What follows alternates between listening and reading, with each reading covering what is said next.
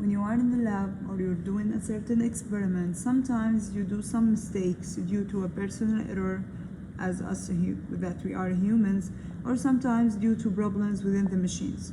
Now, in chemistry and in the general science, we have a certain way to determine that I have a certain problem or a certain error in certain experimental data.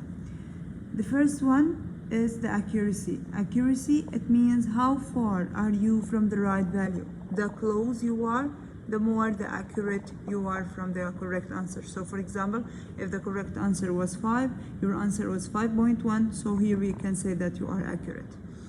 On the other hand, we have something we call it a precision. Sometimes you make some data or you get some experimental information, and this information, they have problems with the machine or problems as a personal error. But these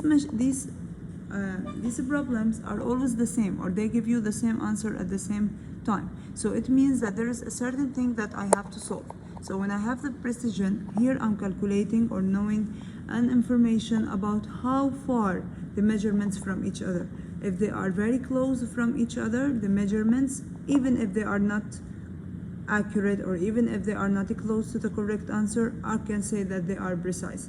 In most cases, we use the precise in order to determine the problems with a certain machine. So if you use the machine in the correct way, but always it gives you numbers that they are close to each other, which means that you don't have a personal number, but this answer is not close to the correct answer, it means here that you are precise, you don't make a mistake, but there is a mistake with the machine or the instrument that you are using.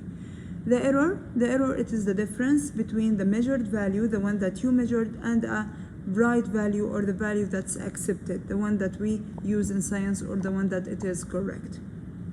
If we have here a certain example, if you are inside the lab, I give you a certain data to find the weight of a certain powder or a certain element or a certain compound.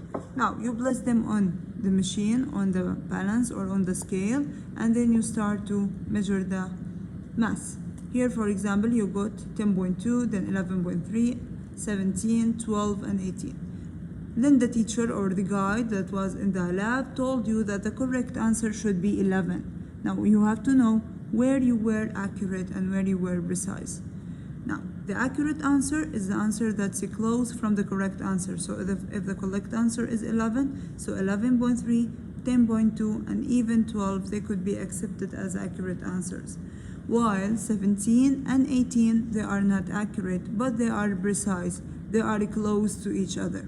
So I can say that these two are precise. These three are both accurate and precise because they are close to each other and they are accurate. In science, we have a way in order to determine the percent error, because when we are talking about the language of percentage, it's much better to understand how far are you from the correct answer rather than telling you that accurate, precise, because the word accurate, it's a general word. If you are accurate, how much are you accurate? So the percent error, it is the best way to tell you. How we calculate the percent error? I just subtract the experimental value, the one that I calculated by myself, subtracted from the correct answer, and I take the absolute value. Why we take the absolute value? Because we want it to be positive.